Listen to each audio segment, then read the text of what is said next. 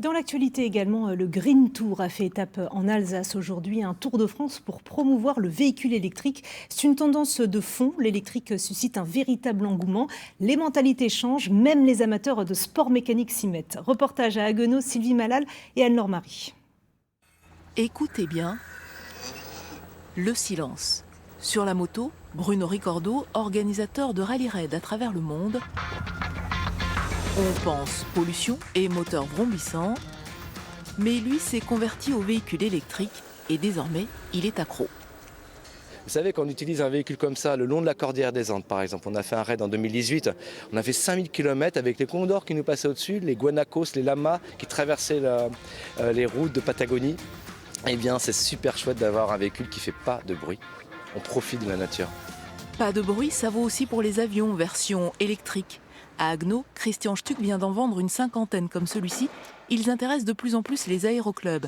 Fini les nuisances sonores, la paix retrouvée avec les riverains. En ce moment, on a beaucoup d'aviation bashing, si je peux dire, à tort ou à raison. Je pense que si nous voulons continuer à pratiquer, que ce soit pour le loisir ou pour des usages professionnels, l'aviation, il faudra qu'elle fasse sa transition. Et je pense que le mouvement est lancé. Et cette tendance est encore plus marquée pour les voitures. Les modèles électriques représentent désormais 16% des ventes en Europe, malgré l'insuffisance et la complexité des bornes recharge. Si vous prêtez attention sur les autoroutes, il y a des chantiers actuellement pour installer des superchargeurs. En 10 minutes, vous reprenez 300-400 km. On ne va jamais battre une pompe à essence, mais on en prend le chemin quand même. Moins de bruit, moins de pollution, moins d'entretien. Résultat, on assiste à des reconversions radicales. Bonjour et bienvenue dans cet épisode du Choucroute Garage. Cet ancien vendeur de voitures thermiques a tout laissé tomber pour lancer sur Internet une chaîne dédiée aux véhicules électriques.